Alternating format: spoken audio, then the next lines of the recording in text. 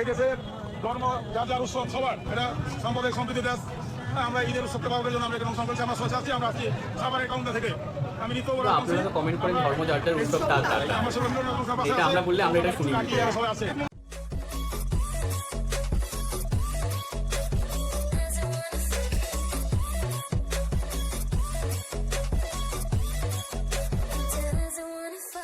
Hi guys, welcome to our YouTube channel Bong views. আমি শিলাজিৎ, আমি সুদীপ্তা। আপনারা যারা এখনো পর্যন্ত আমাদের চ্যানেলটা সাবস্ক্রাইব করেননি তারা প্লিজ এক্ষুনি আমাদের চ্যানেলটা সাবস্ক্রাইব করে নেবেন আর নোটিফিকেশন বেল অন করে নেবেন পরবর্তী ভিডিওগুলোর জন্য নোটিফিকেশন পেতে। আর যারা আমাদের চ্যানেলটা সাবস্ক্রাইব করেছেন তাদেরকে অসংখ্য ধন্যবাদ। আর যারা ফেসবুক পেজে দেখছে অবশ্যই পেজটাকে ফলো করে যাবেন। আর পছন্দ হলে অবশ্যই ভিডিওগুলোকে লাইকও করুন। আজকে আমরা নিয়ে চলে এসেছি অনেক দিন পর একটি অস্থির বাঙালির ভিডিও নিয়ে। মানে অনেক দিন বলতে গেলে প্রায় মাসখানেকের বেশি, কারণ রমজান মানে গোটা রমজান মাসে আমরা অস্থির বাঙালির কোনো ভিডিও আনিনি, কারণ এন্টারটেনমেন্ট ভিডিও খুব একটা আমরা আনিনি। শুধুমাত্র শাকিব খান এবং একটা এটি মায়া মায়া যে গান ছিল শাকিব খানের মুভি থেকে, এবং ওই গানটি আমরা নিয়ে এসেছিলাম এন্টারটেনমেন্ট ভিডিও বলতে। আর বোধহয় সেরকম আমরা কিছু আনিনি। আর একটা আমরা দাগির টিজার নিয়ে এসেছিলাম। তো যাই হোক, আজকে হচ্ছে আমরা অস্থির বাঙালি থেকে ভিডিও আনছি, মানে ফানি ফ্যাক্ট চ্যানেল থেকে ভিডিও আনছি, যার টাইটেল হচ্ছে ছাগলের ৩ নম্বর বাচ্চা। জানি না কি আছে, তো চলুন দেখে নিয়েছি ভিডিওটা। আর ভিডিওটা যদি কপিরাইট ক্লেমের জন্য ব্লক হয়ে যায় তাহলে সম্পূর্ণ ভিডিওটা আপনারা আমাদের ফেসবুক বা ইনস্টাগ্রাম পেজে পেয়ে যাবেন। আর ফেসবুক বা ইনস্টাগ্রাম পেজের লিংক আপনারা আমাদের ডেসক্রিপশন বক্স আর ফার্স্ট পিন কমেন্ট থেকে পেয়ে যাবেন। তো চলুন সবাই মিলে ভিডিও দেখা শুরু করি।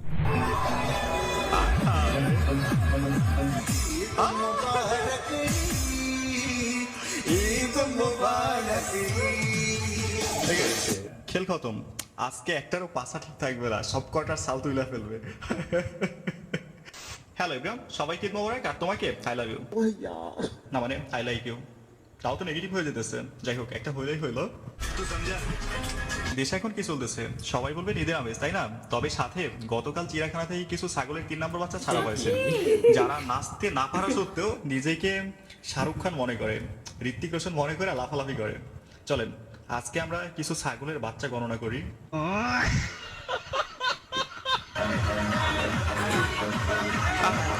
এই ছাগলগুলো এটার উপরে উঠছে গেল ভাই। এখন যদি সিএনজিটা টান দেয় না তাইলেই খেল খতম।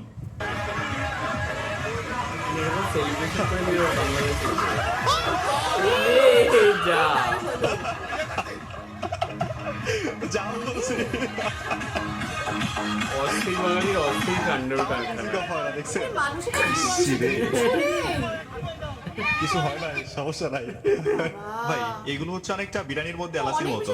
এলাচি যেমন বিরিয়ানির স্বাদ নষ্ট করে, এরাও ঠিক সমাজ নষ্ট করে।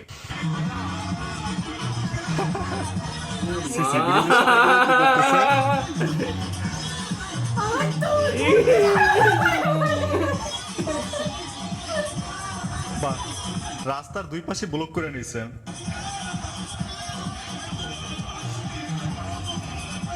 কি ধরনের অসভ্যতা! আমি রাস্তার মধ্যে এখন শুধু অপেক্ষা করেন আর্মির গাড়ি আসে কিনা দেখেন, তাইলে সবগুলোর খেল খতম।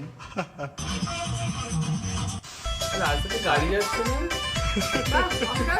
এটা আবার কোন ধরনের ডান্স? মনে হইতেছে তো মিল্কি ভাই উঠছে। আহা,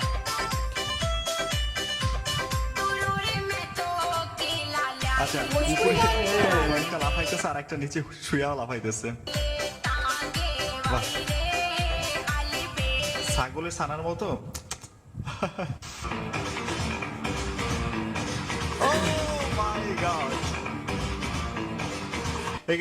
ঈদ মোবারক ফর মোহাম্মদপুর। যার যা আছে তা নিয়ে মাঠে নামা গেছে।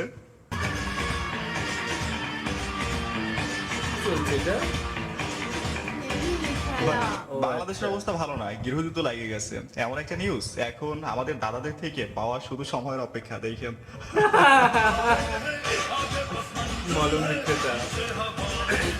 ভাই, দেশটা পাকিস্তান হয়ে গেছে।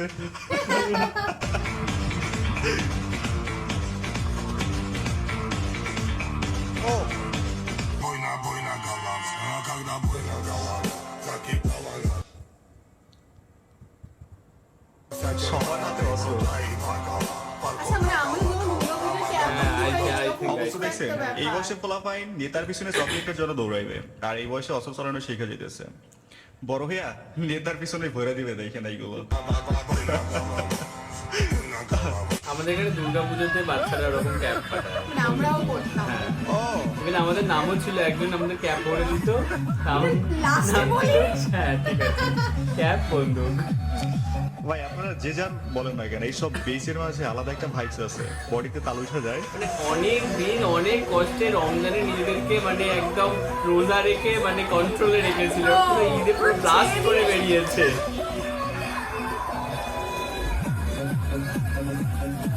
ভাষণ ডান্স মনে হচ্ছে। হ্যাঁ ঈদ তো এখানেই।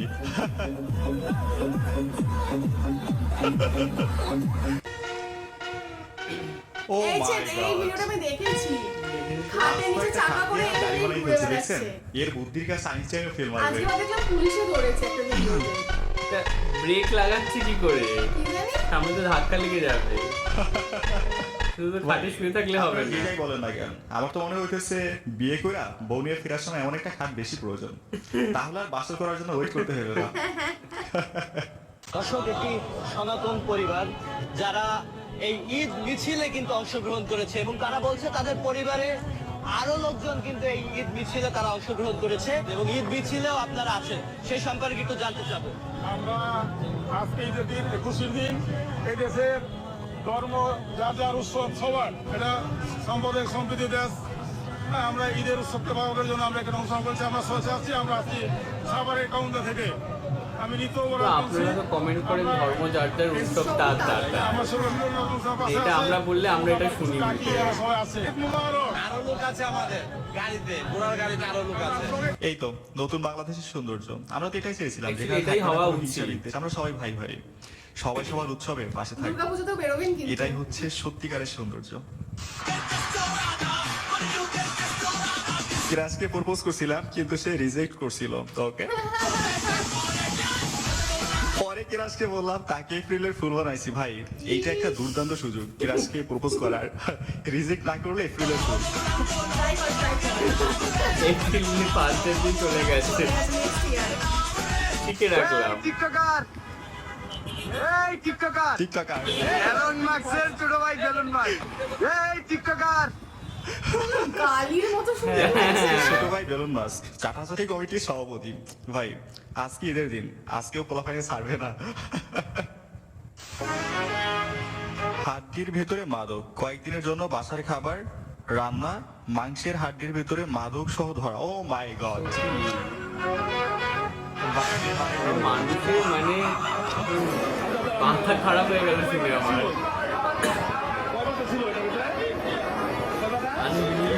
कोई बात नहीं, हम तो चूक किए हैं, दोबारा ट्राई करेंगे।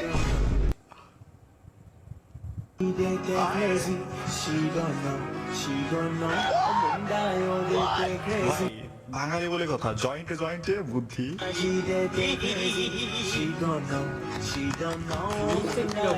ভাই বলতে হবে জিনিয়াস, চাউমিনের মতো লাগছে। অসাধারণ। কিন্তু দুঃখের বিষয় এত কিছুর পরে কট খেয়ে গেল, লস প্রজেক্ট পুরোটাই লস।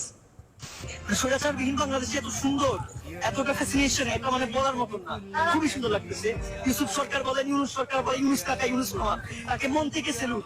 এখনো বলতে চাই আমরা এই সরকারকে মানে আগামী 5 বছর 10 বছর না, আমার অনুভূতি যদি সারা জীবনে থেকে যায় এই সবথেকে স্বৈরাচার মুক্ত এই যে বাংলাদেশের প্রথম এই ঈদে আপনি শুধু মুসলিমকে পাবেন না, দেখবেন এখানে বিভিন্ন ধর্মাবলম্বী মানুষ এখানে অংশগ্রহণ করেছে। অনেকে বলতেছে হাসিনা যাওয়ার পরে নাকি দেশের মানুষ অসুখী, আমি তো দেখতেছি সবাই খুশি, আরো সবাই আজকে বেশি খুশি, আজকে বাংলাদেশের স্বৈরাচার নেই। কেমন লাগছে এই আনন্দ মিছিল এসে এবং আনন্দ মিছিল শেষে এখন সাংস্কৃতিক অনুষ্ঠান হচ্ছে, সব মিলিয়ে অসম্ভব ভালো লাগছে, মানে এত আনন্দ হচ্ছে, আমার জীবনের সেরা ঈদ, সত্যি সত্যি আমার জীবনের সেরা ঈদ। এই প্রথম এইভাবে সবাই আনন্দ খুশি করছি, নতুন বাংলাদেশ, মুক্ত বাংলাদেশে এই প্রথম বলা যায় বাংলাদেশ সবচেয়ে বড় ঈদ দিনে আমার জীবনের সেরা, এমন ঈদ দিনে সত্যিকার অর্থে কখনো হয়নি। জীবনের সেরা ঈদ।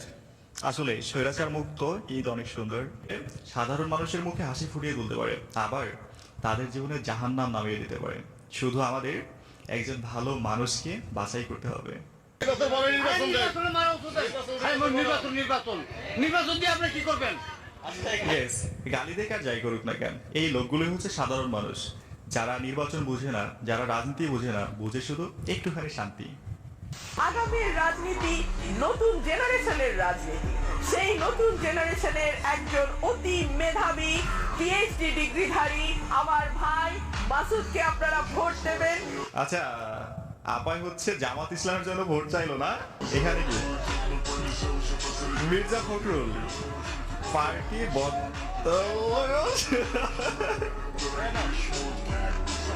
জয়যুক্ত করবেন এবং এলাকার উন্নয়নে আমি আপনাদের গ্যারান্টি দিচ্ছি তিনি অসাধারণ ভূমিকা পালন করবেন।